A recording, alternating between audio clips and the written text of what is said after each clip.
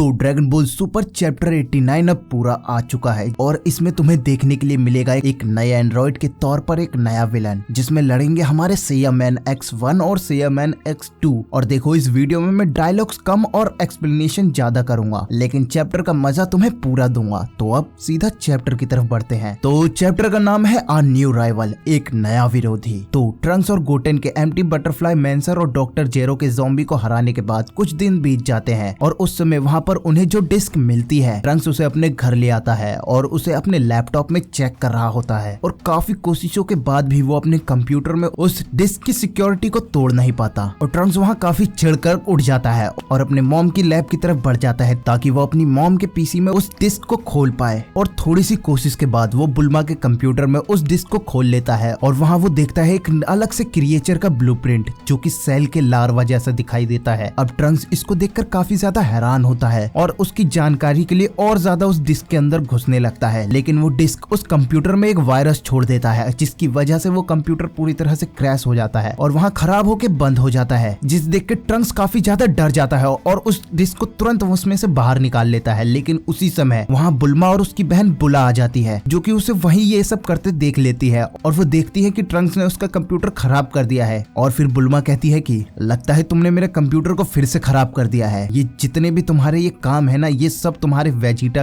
ये सारे काम तुम्हारे वेजिटा की आदतों पर ही जाते हैं। अब वो दोनों ऐसे ही यहाँ पर बहस कर रहे होते हैं और बुला उनके पीछे से निकलकर उस कंप्यूटर पर चली जाती है और उसको चेक कर रही होती है और ऐसा चेक करते हुए ही वो उस कंप्यूटर को ठीक कर देती है और अपनी मॉम और ट्रंक्स से कहती है कि ये ठीक हो गया, जिसे देखकर ट्रंक्स काफी ज्यादा हैरान होता है और बुल्मा ये देखकर कहती है कि बुला तुमसे काफी ज्यादा समझदार है ट्रंक्स। और फिर बुल्मा ट्रंक्स को याद दिलाती है कि आज तुम्हारे ब्लू हेल हाई स्कूल में तुम्हारे साथ कोई और भी जाने वाला है, आज तुम्हारे साथ मैं भी उस स्कूल में जाएगी, तो अब बिल्कुल भी लेट मत हो और उसे अपने साथ जल्दी लेके जाओ। जिसे सुनकर ट्रंक्स काफी ज्यादा खुश होता है और खुशी से तुरंत उसे अपने साथ लेकर वहाँ से जाने लगता है। अब वो मे के साथ स्कूल की तरफ जा रहा होता है और वहाँ उसके सारे स्कूलमेट्स उसे देख रहे होते हैं, खासकर कि लड़के जो कि उसके पास तुरंत दौड़े आते हैं और मे से बात करने की कोशिश करने लगते हैं, लेकिन ट्रंक्स उन्हें दूर भगा देता है और मे से बात करने नहीं देता। और यहाँ बुल्मा का मे को स्कूल में भेजने का कारण यही है कि उस टीनेजर बच्ची को लेकर काफी लोग कुछ बुरी अफवाहें ना फैलाए। अब मे और ट्रंक्स अपनी क्लास में पहुंच जाते हैं जहां मे अपने आप को एक ट्रांसफर स्टूडेंट के तौर पर इंट्रोड्यूस करती है और उनका टीचर ट्रंक्स से कहता है कि ट्रंक्स तुम्हारा काम है मे को स्कूल के बारे में सारी चीजों का बताना, जिसे सुन के ट्रंक्स तुरंत हाँ करता है कि हाँ बिल्कुल मैं तो करूंगा ही। अब मे अपनी सीट की तरफ जाने लगती है जहाँ ट्रंक्स का दोस्त स्केल तुरंत मे के आगे आके उससे पूछता है कि क्या तुम्हारा कोई बॉयफ्रेंड है। ट्रंक्स उस पर तुरंत चिल्लाता है और मे से दूर कर अलग कर देता है और मे को उससे बात करने नहीं देता और मे को अपनी पास वाली सीट पर बैठने के लिए कहता है। अब टीचर एक और स्टूडेंट को वहाँ इंट्रोड्यूस करते हैं जो कि अपने आप को इंट्रोड्यूस करते हुए क्लास में बताता है, मेरा नाम बेटा है और मुझे आप सबसे मिलकर अच्छा लगा। और उसे देखकर ट्रंक्स की दोस्त रूला तुरंत खुशी से टीचर से कहती है कि इसे सारी चीजें मैं समझा दूंगी, आप ये सब मुझ पे छोड़िए। जहाँ टीचर उसका कहता है कि तो ठीक है रूला, शुक्रिया। अब रूला उसे अपने पास वाली सीट पर बैठा लेती है और सभी उसको देख रहे होते हैं। अब समय ऐसे ही चलता रहता है और अब अगला पीरियड आ जाता है जो कि पीई का होता है और उस पीरियड में ट्रंक्स के सभी क्लासमेट अब बाहर होते हैं और एक बास्केटबॉल मैच को खेल रहे होते हैं जहां ट्रंक्स अपनी तेजी दिखा रहा होता है और काफी बढ़िया स्किल्स को दिखाते हुए वहां खेल रहा होता है ताकि वो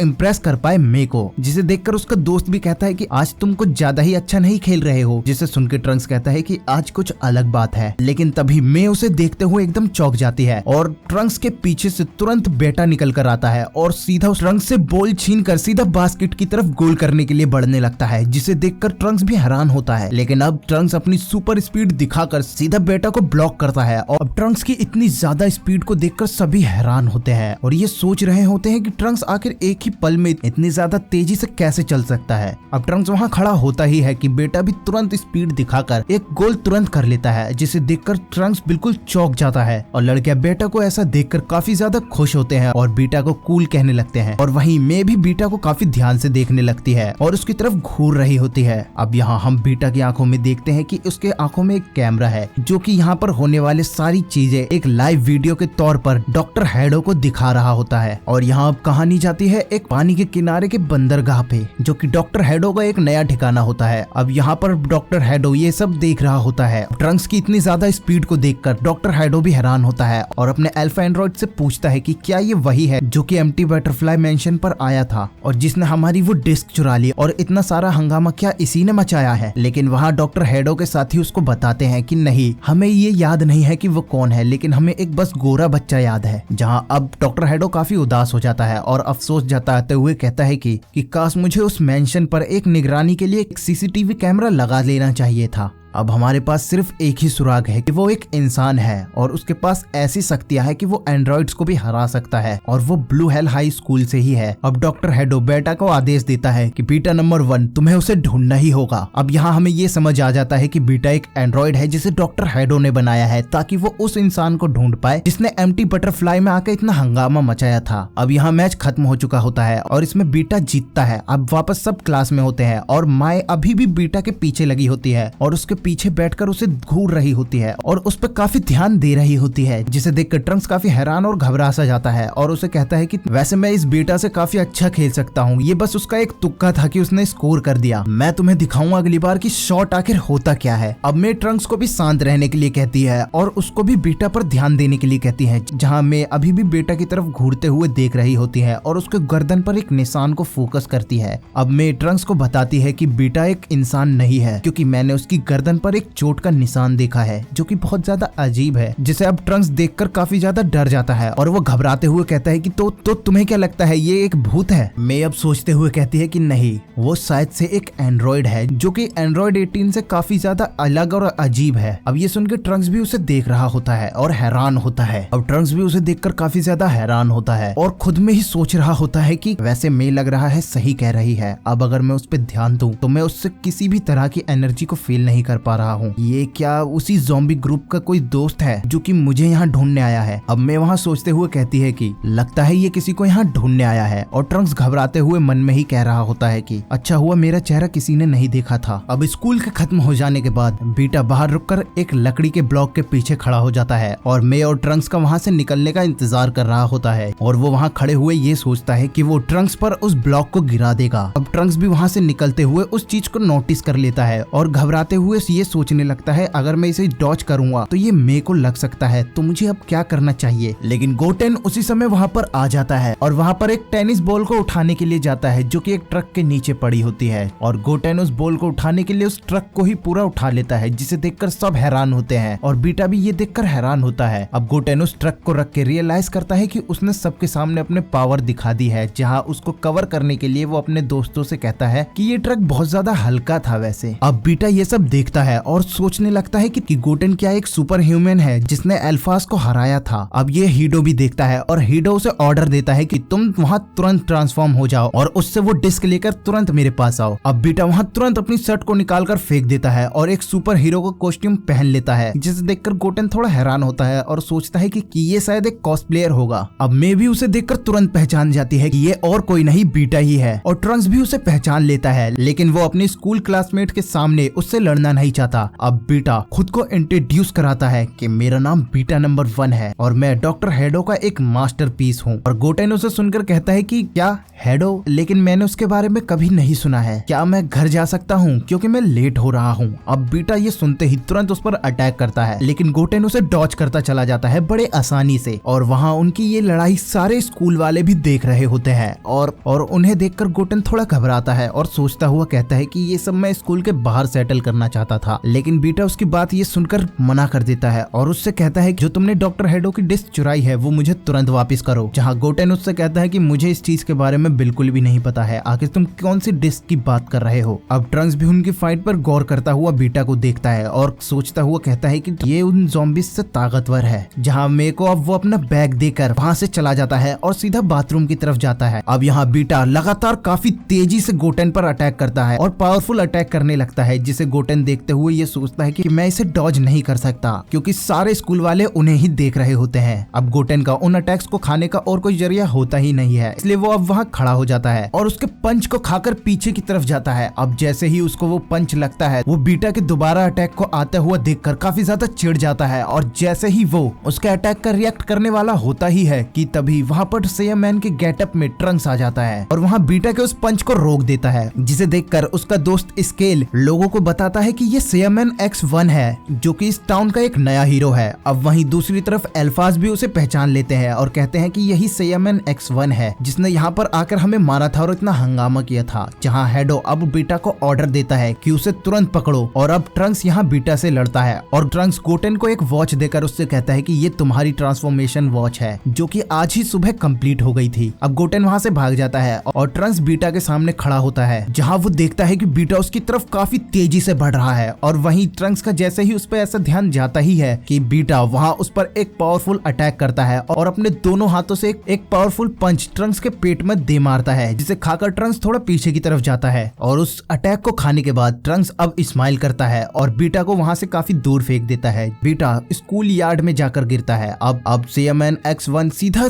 बीटा की तरफ बढ़कर अपनी डाउन साइकिल किक से उस पर वार करता है। अब उन्हें देखने के लिए रोला और स्केल डिसाइड करते हैं कि वो स्कूल यार्ड जाएंगे और वो लोग वो फाइट देखने के लिए सीधा स्कूल यार्ड की तरफ चले जाते हैं और उनके साथ ही मे भी वहाँ चली जाती है क्योंकि वो जानना चाहती है कि आखिर सेयामैन 1 है कौन, क्योंकि ये काफी जाना पहचाना सा लग रहा है। अब हेडो सेयामैन X1 को देख रहा होता है और उसके स्ट्रेंथ को समझ रहा होता है और वो ये सोचता हुआ कहता है कि इसका कॉस्ट्यूम काफी ज्यादा कूल है, लेकिन बीटा उसे हरा नहीं पा रहा है। तो वो उसे कहता है कि तो चलो अब तुम्हारा वो इस्तेमाल करने का टाइम आ गया है। अब बीटा अपने बेल्ट में लगे एक बटन को दबाता है और अपने एक बैटल जैकेट को एक्टिवेट कर देता है जिसे बीटा कहता है बीटा नंबर 2। बीटा यहाँ खुद को एक बड़े सा आर्मर में ट्रांसफॉर्म कर लेता है जो कि काफी पावरफुल दिखाई दे रहा होता है जिसे देखकर सभी हैरान होते हैं। अब बीटा अपने उस आर्मर से मिसाइल को लॉन्च करने लगता है जो कि सीधा ट्रंक्स की तरफ बढ़ते हैं जिसे ट्रंक्स डॉज नहीं कर सकता क्योंकि अगर वो डॉज करेगा तो वो लोगों को लग सकती है। इसलिए वो इन मिसाइल्स को पकड़कर वहां से उनकी दिशा को चेंज कर देता है और जहां समुद्र है वो उसकी तरफ उन्हें भेज देता है। अब उन मिसाइल्स को दूर फेंकने के बाद ट्रंक्स लगातार बीटा पर अटैक करने लगता है और उसके आर्मर को तोड़ने की कोशिश करता है और एक पावरफुल किक मारकर सीधा उसे जमीन की तरफ फेंक देता है और वो किक खाकर बीटा काफी तेजी से जमीन की तरफ जाने लगता है और वहाँ बीटा की जमीन से टकराते ही मे भी वहाँ पे गिर जाती है। अब यहाँ मे के गिरने की वजह से वहाँ ट्रंक्स का बैग भी खुल जाता है और उसमें से वहाँ डॉक्टर जेरो की डिस्क निकलती है जिसे बीटा और डॉक्टर हेडो भी देखते हैं और वो देखकर काफी हैरान होते हैं। अब मे वहाँ तुरंत उठकर उस बैग में उस डिस्क को रखती है और उनकी लड़ाई से दूर भागने लगती है। अब यहाँ हेडो बीटा को ऑर्डर देता है कि तुरंत मे को पकड़ो। अब यहाँ बीटा मे को पकड़ने के लिए सीधा उसकी तरफ बढ़ता है और उसे अपने आर्मर की मदद से वहाँ काफी पकड़ से अपने दोनों हाथों से उसे पकड़ लेता है जिसे देखकर मे हैरान होती है और ट्रंक्स काफी ज्यादा गुस्सा हो जाता है और चिल्लाकर कहता है कि उसे जाने दो बीटा, लेकिन बीटा वहाँ से जाने लगता है। अब बीटा वहाँ अपने पीछे की जेब से कई सारी मिसाइलें उसकी तरफ भेज देता है और स्टूडेंट्स की तरफ भेज देता है ये सोच के कि सेयामैन X1 उसे रोकने में बिजी हो जाएगा और मैं यहाँ से भाग जाऊंगा। लेकिन ट्रंक्स वहाँ तेजी से सारी मिसाइल को वहीं खत्म कर देता है, लेकिन वो मिसाइलें लगातार वहाँ आती रहती है जहाँ बीटा 2 का आर्मर अपना आधा हिस्सा छोड़कर वहाँ से भागने लगता है और ट्रंक्स अभी भी मिसाइल्स में बिजी होता है। अब बीटा का ऊपरी आर्मर मे को लेकर सीधा आसमान की तरफ चला जाता है, लेकिन तभी सेयामैन X2 वहाँ पर आ जाता है और बीटा 2 के निचले आर्मर को वहीं पर डिस्ट्रॉय कर देता है जिसकी वजह से अब मिसाइल्स का फायर होना रुक जाता है। अब हीडो ये देखकर बिल्कुल शॉक हो जाता है कि क्या यहाँ पर 2 सेयामैन है। अब ट्रंक्स एक जगह पर खड़ा हो जाता है और अपने प्रेशराइज्ड स्टीम अटैक को एक हाई प्रेशर के साथ बीटा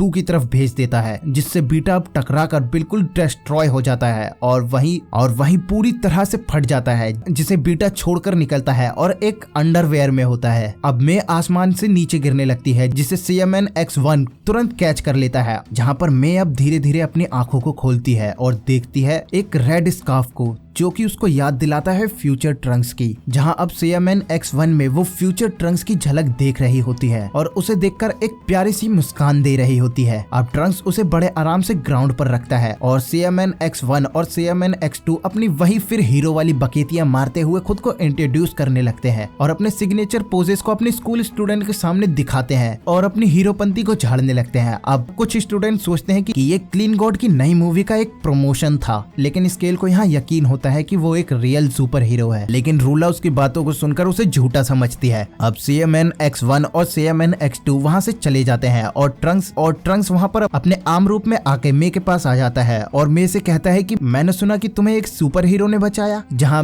मे अभी भी बड़ी प्यारी मुस्कान से आसमान की तरफ देख रही होती है और ट्रंक्स से कहती है कि तुम्हें पता है सेयामैन 1 कितना ज्यादा कूल है, जिसे सुनकर ट्रंक्स काफी ज्यादा हैरान होता है और कहता है कि क्या, वैसे मे तुम ये जानना चाहती हो कि सैया मैन X1 की ट्रू आइडेंटिटी क्या है। अब यहाँ जैसे ही ट्रंक्स ये कहता है, वहाँ पर तुरंत गोटेन ट्रंक्स का मुंह बंद कर उसे पीछे की तरफ खींच लेता है और मे से कहता है कि मैं मुझे लगता है कि तुम बिल्कुल ठीक होगी अब। और हाँ, वो दो हीरो बहुत ज्यादा कूल थे सही में। अब ट्रंक्स अपने मुंह को छुड़ाते हुए गोटेन से कहता है कि गोटेन तुम आखिर कर क्या रहे हो। गोटेन चिल्लाकर उससे कहता है कि चुप रहो, तुम अपनी असली आइडेंटिटी को अभी यहाँ पर खोलने वाले थे, क्या तुम भूल गए यहाँ पर अभी सभी लोग हैं। अब ट्रंक्स वहाँ शांत हो जाता है और मैं अभी भी स्काई की तरफ देखते हुए कह रही होती है काश मैं उससे दोबारा मिल पाती, उससे कुछ अपनी फीलिंग आती है, उसकी वजह से मेरी कुछ पुरानी फीलिंग्स जाग गई है। जिसे सुनकर ट्रंक्स काफी ज्यादा जलन से उसे देख रहा होता है। अब कहानी दोबारा हैडो की तरफ जाती है जहाँ हम देखते हैं कि बीटा वहाँ पर पहुँच गया है और नंगे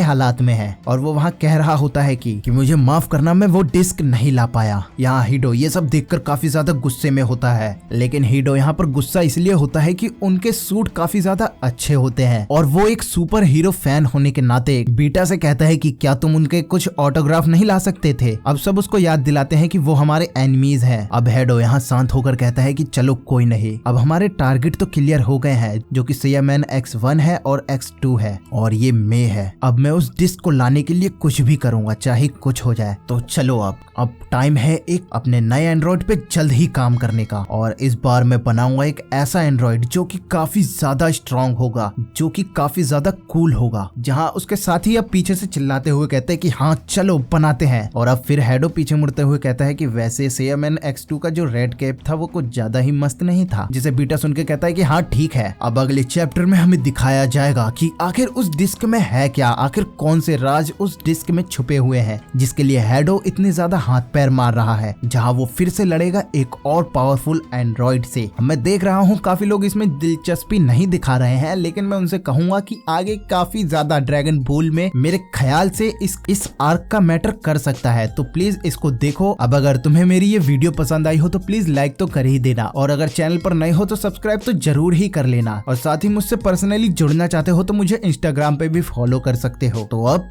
मिलते हैं अगली वीडियो में।